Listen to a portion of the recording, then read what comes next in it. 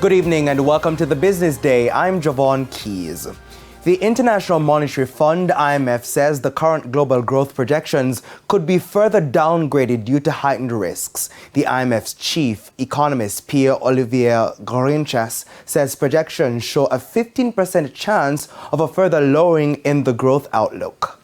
Of global financial conditions, which is sometimes called a risk-off event, would have a dramatic impact on credit conditions and public finances, especially in emerging market and developing economies. It would precipitate large capital outflows, a sudden increase in risk premia, a dollar appreciation in a rush towards safety, and major declines in global activity amid lower confidence. In such a severe downside scenario, global growth this year could fall to about 1%.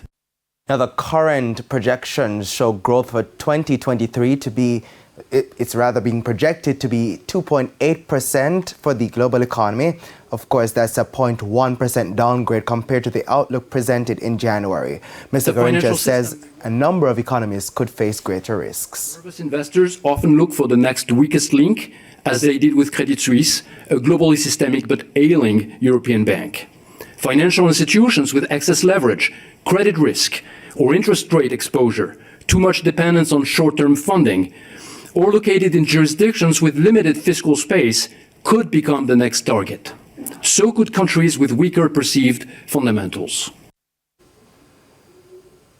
Local food products manufacturer Clarence Benjamin Group has partnered with domestic and international partners to increase its sales channels. Creslin Benjamin is founder of the company.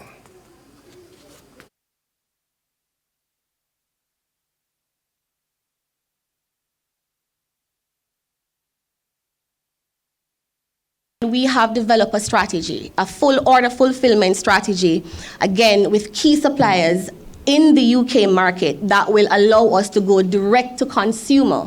So we have cut out the middle person, and we now have a digital system where you can go on your phone now, you can order our products, and it's delivered to you within minutes.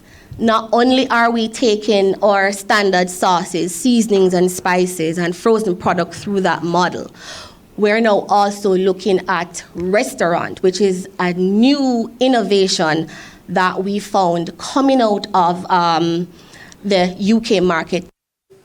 Now, Ms. Benjamin says at the start of May, the company will also expand its market reach to the United Kingdom. We have now registered our international subsidiary, and our restaurant is basically ready, where we'll be delivering hot food, and that's hot prepared meals using our amazing sauces, seasonings and spices coming out of Jamaica, delivering that to consumers within the European market.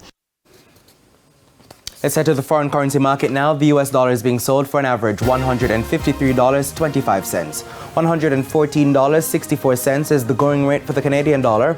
$192.23 for the pound, while it's costing an average $170.96 for the euro.